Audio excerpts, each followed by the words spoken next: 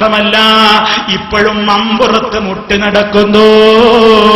മമ്പുറത്ത് തങ്ങളുടെ ഖബറുള്ള മുറ്റത്ത് വെച്ച് ചാടിക്കളിക്കുന്നു, ചെണ്ടമുട്ടുന്നു. അവിടെ അതാ കളിയാട്ടം നടക്കുന്നു. അവിടെ നിന്നാണ് കളിയാട്ടം പുറപ്പെടുന്നത്. ദർഗയുടെ മുറ്റത്ത് നിന്നാ കളിയാട്ടം പുറപ്പെടുന്നത്. അവിടുന്ന് പുറപ്പെട്ടിട്ട് എവിടെയാ അവസാനിക്കുന്നത്? അതൊക്കെ ഞാൻ കാണിക്കുന്നുണ്ട്. മുട്ടിച്ചിറയിലുള്ള ഒരു പള്ളിയിലാണ് അവസാനിക്കുന്നത്.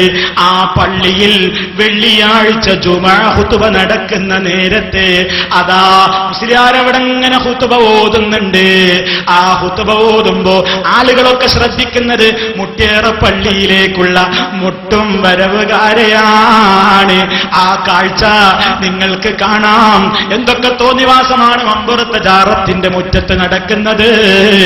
ആര് കാണിച്ചാലും ഇസ്ലാമിന്റെ നിയമം അതല്ലെന്ന് സ്നേഹബുദ്ധിയാ നിങ്ങൾക്ക്. അന്യമതസ്ഥരോടാണെങ്കിൽ അത് പറഞ്ഞുകൂടെ? അതല്ലേ ഞങ്ങൾ മുമ്പേ പറഞ്ഞത്? മുട്ടും വിളിയെ സംബന്ധിച്ച് മമ്പുറത്തെ തങ്ങൾ അത് ജായിസാണെന്ന് പറഞ്ഞയാളാണ്. മമ്പുറത്തെ തങ്ങൾ തുടങ്ങി വെച്ചതാണെന്നൊക്കെ അതിനെപ്പറ്റി പത്ര റിപ്പോർട്ടുകളില്ലേ?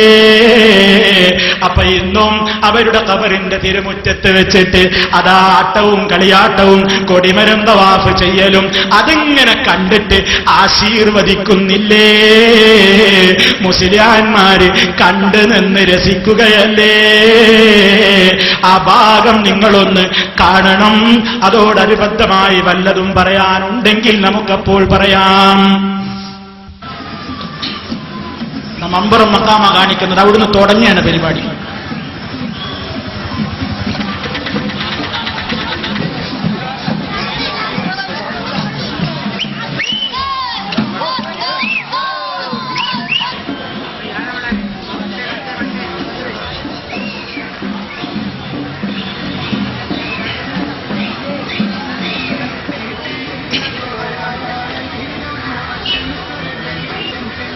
ഉണ്ടോ? സുന്നത്ത് ജമാഅത്തിന്റെ പെണ്ണുങ്ങൾ പള്ളിയിലാവുമ്പോഴേ പ്രശ്നമുള്ളൂ. ഇവിടെ ആവുമ്പോ പ്രശ്നമൊന്നുമില്ല.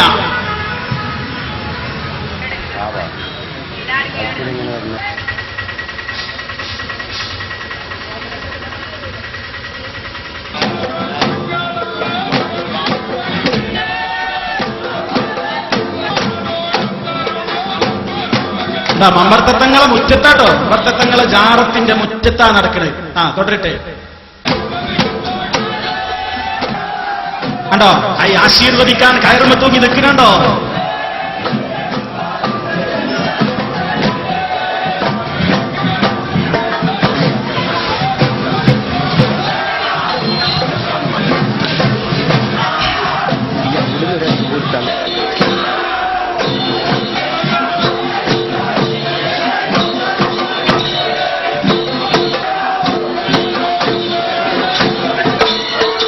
അതാ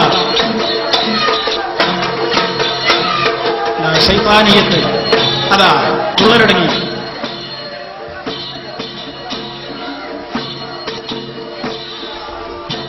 മമ്പർത്ത തങ്ങൾ ഇതൊക്കെ അങ്ങനെ കിടന്ന് കാണാട്ടോ.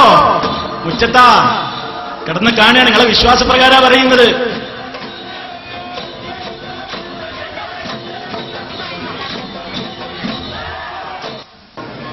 കണ്ടോ? മഖാമ് തുറക്കുന്ന നേരം, നട തുറക്കുന്നതും അടക്കുന്നതുമായ സമയമൊക്കെ എഴുതി വെച്ചിട്ടുള്ളത്.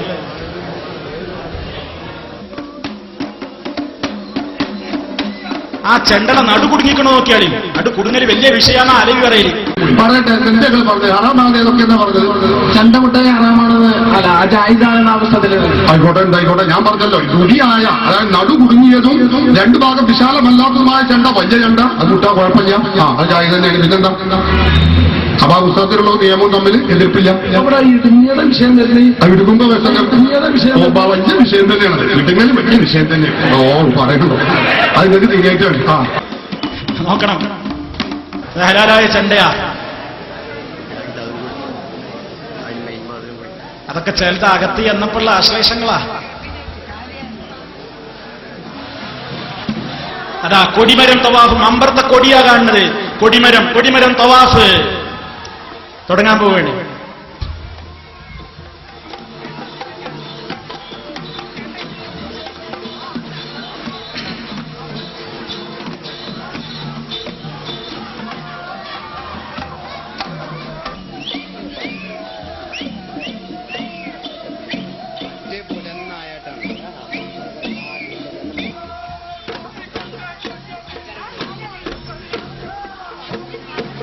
പുറപ്പെട്ടു, മമ്പറത്തുനിന്ന് പുറപ്പെട്ടു. ഇനി പോകുന്ന എടുക്കാന്നറിയോ?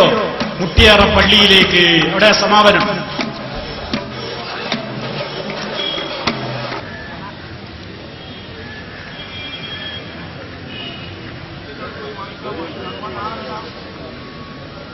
എന്താ അവിടെ മൗലന്മാർക്ക് ഹിജാബിന്റെ ആയത്തൊന്നും ബാധകല്ലോ. കുട്ടിനെയും തോളിലിട്ട് മൊയിലേറി നിൽക്കുന്നുണ്ടില്ലേ? അതൊന്നും വിഷയമല്ല.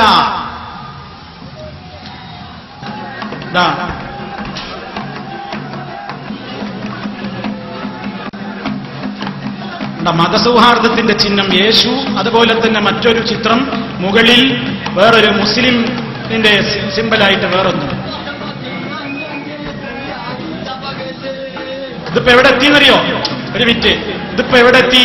മുട്ടിച്ചിറ പള്ളിയിലെത്തി.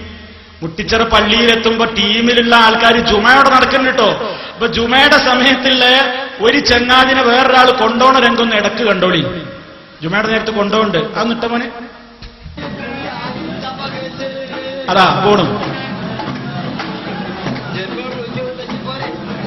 പള്ളിന്നാണ് അവിടെ പോകണ്ടത്. പള്ളി കൂടിയാണ്, പള്ളിന്റെ വരാന്തയിലൂടെ.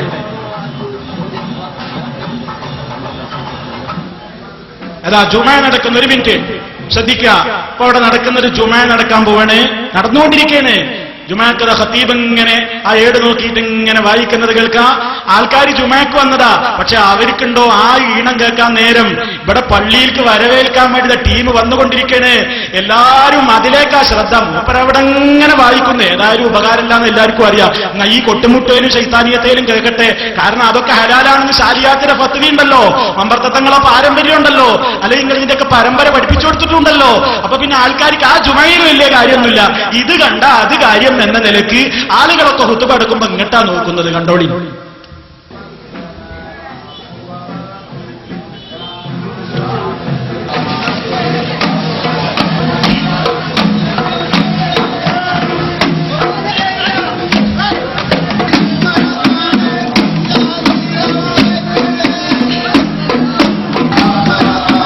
നോക്കുന്നുണ്ട് ആൾക്കാർ. ഹുതുബ അവിടെ നടക്കുന്നത്.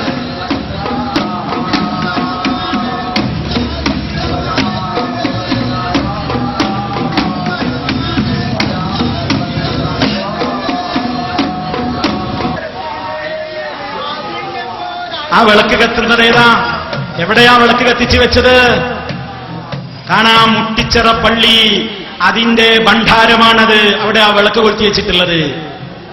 ജുമാപ്പുറത്തങ്ങൾ നടക്കുന്നുണ്ട്. എല്ലാരും കണ്ണിങ്ങട്ടാ.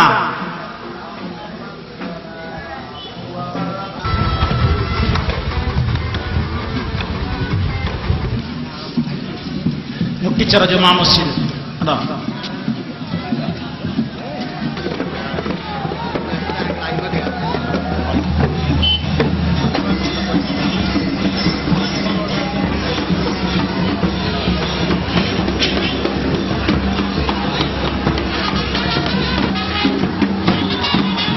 മോലിയരിങ്ങനെ നിൽക്കുന്നുണ്ടോ എന്നൊക്കെ.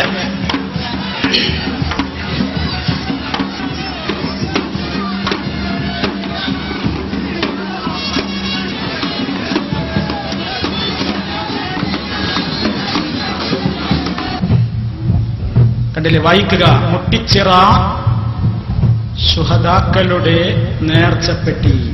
കണ്ടില്ലേ? അവിടെ അവസാനിക്കട്ടെ. നോക്കൂ, ഈ പണം ഉപയോഗപ്പെടുത്തിയിട്ടാണ് നിങ്ങൾ പള്ളി നടത്തുന്നതെങ്കിൽ പ്രിയപ്പെട്ടവരെ, ഇതിന്റെ പേര് മതസൗഹാർദ്ദം എന്നല്ല. മതസൗഹാർദ്ദം എന്നത് ഇസ്ലാമിൽ മതങ്ങൾ തമ്മിൽ സൗഹാർദ്ദമില്ല. മതങ്ങൾ എന്ന് പറയുന്നത് വ്യത്യസ്ത ആശയങ്ങളാണ്. അവരവർ അവരവരുടെ ആശയങ്ങളുമായി ജീവിച്ചോട്ടെ. സർവമതത്തിന്റെ ആളുകളും തമ്മിൽ മനുഷ്യ സൗഹാർദ്ദമാണ് വേണ്ടത്. ഹിന്ദു സഹോദരൻ അവന്റെ ആഘോഷം നടത്തിക്കോട്ടെ, ക്രിസ്ത്യാനി അവന്റെ ആഘോഷം നടത്തിക്കോട്ടെ, മുസ്ലിം അവന്റെ ആചാരങ്ങൾ നടത്തട്ടെ. ആരും അങ്ങോട്ടും ഇങ്ങോട്ടും കൊണ്ടും കൊടുത്തിട്ടുമല്ല. അതേ അവസരത്തിൽ പരസ്പരം സഹായിച്ചുകൂടാ, സഹകരിച്ചുകൂടാ എന്നല്ല. തൊട്ട വീട്ടിലെ ഒരു ഹിന്ദുവാണ് വിശന്ന് കിടക്കുന്നതെങ്കിൽ അവന്റെ വിശപ്പും വിശപ്പാണ്. തൊട്ടടുത്ത വീട്ടിൽ ഒരു അമുസ്ലിമിന്റെ വീടാണ് ചോർന്നൊലിക്കുന്നതെങ്കിൽ മുസ്ലിമെ നിനക്ക് നിനക്ക് ബാധ്യതയുണ്ട്. അവന്റെ വീട് കെട്ടുമേഞ്ഞു കൊടുക്കണം. പാവപ്പെട്ടവര് രോഗി അമുസ്ലിം നിന്റെ സമീപത്തുണ്ടെങ്കിൽ ആ മുസ്ലിമിനെ നീ അവനെ ചികിത്സിക്കേണ്ടതുണ്ട്. അയൽക്കാരന്റെ മതം നോക്കാൻ പറഞ്ഞിട്ടില്ല, അയൽക്കാരന്റെ ജാതി നോക്കാൻ പറഞ്ഞിട്ടില്ല. മറിച്ച് അയൽക്കാരൻ ആരാണെങ്കിലും അവന് വേണ്ടത് ചെയ്തു കൊടുക്കണം എന്ന നിലക്കാണ് ഹബീബായ റസൂലുള്ളാഹി സ്വല്ലല്ലാഹു അലൈഹി വസല്ലം പറഞ്ഞത്. പക്ഷേ മുസ്ലിമിന്റെ പള്ളിക്കൊരു പവിത്രതയുണ്ട്. അവിടെ അച്ചടക്കം വേണം, അതിനെ ആദരവ് വേണം. അവിടെ മുട്ടും വിളി കൊണ്ട് മലീമസമാക്കാനുള്ളതല്ല, അല്ലാഹുവിനെ ദിക്ർ ചൊല്ലാനുള്ള പള്ളികളാണ്. അതിന്റെ പരിസരങ്ങൾ ആ നിലക്ക് കാത്തു സൂക്ഷിക്കപ്പെടേണ്ടതുണ്ട്. അത് പഠിപ്പിച്ചു കൊടുക്കേണ്ടവർക്ക് പഠിപ്പിച്ചു കൊടുക്കുകയാണ് വേണ്ടത്. അതൊക്കെ മറന്നിട്ട് മതസൗഹാർദ്ദം എന്ന നിലക്ക് ചില കാര്യങ്ങൾക്ക് തുടക്കം കുറിച്ചിട്ട് ഇസ്ലാമികമായ കാര്യങ്ങളിൽ നിന്ന് ജനങ്ങളെ അകറ്റിക്കളയുന്ന ഇത്തരത്തിലുള്ള തോന്നിവാസങ്ങൾക്ക് നിങ്ങളുടെ പാരമ്പര്യം എന്താണെന്ന് അറിയാൻ താല്പര്യമുണ്ട്. അത്രമാത്രമേ ഈ അവസരത്തിൽ നിങ്ങളുടെ ശ്രദ്ധയിൽപ്പെടുത്തുന്നുള്ളൂ. നേരത്തെ ഇവിടെ